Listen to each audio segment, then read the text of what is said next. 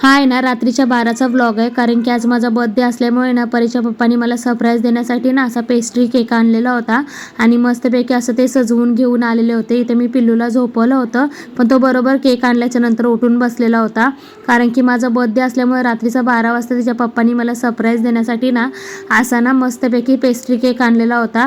मी आणि पिल्लूंनी असं ना बर्थडे सेलिब्रेशन करून घेतलं रात्री 12 वाजता छोटंसं.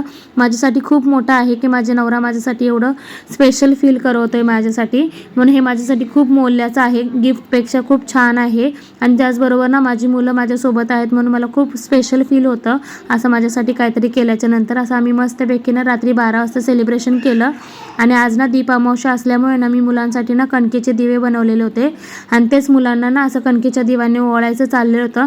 आणि एका बाजूला माझ्या बर्थडे सेलिब्रेशनची पण तयारी चालू होती. मग पहिल्यांदा ना मी सगळ्यात पहिल्यांदा परीला ऑप्शन करून घेतलं त्या दिव्यांनी. त्याचबरोबर ना मी वीरला पण ऑप्शन करून घेतलं, पण तो आता खूप छोटा असल्यामुळे ना त्याला दीदीच्याच मांडीवर बसवलेलं होतं, त्याचं पण मस्तपैकी असं दिव्याने ऑप्शन करून घेतलं. त्याचबरोबर माझ्या बर्थडे सेलिब्रेशनसाठी पण तेच दिवे वापरले आम्ही. इथे ना दादा माझ्यासाठी ना सरप्राईज म्हणून आलेला होता आणि त्यांनी पण माझ्यासाठी एक केक आणलेला होता, म्हणून असे इथे ना 2-2 केक दिसत आहेत तुम्हाला. हा केक आहे ना दादानी आणलेला होता माझ्यासाठी.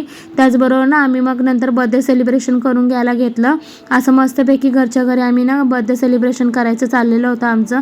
परी इथे रुसलेली होती, मला एकटीला का केक कट करून दिला नाही म्हणून तरी मला मग कळालंच नाही ती तसं का रुसलेली आहे, म्हणून मी केक कट केला. परत मला माहीत पडलं की परी रुसलेली आहे, तिला का कट करून दिला नाही. तर पिल्लू बघा मस्तपैकी असं केक खायला लागलेला आहे.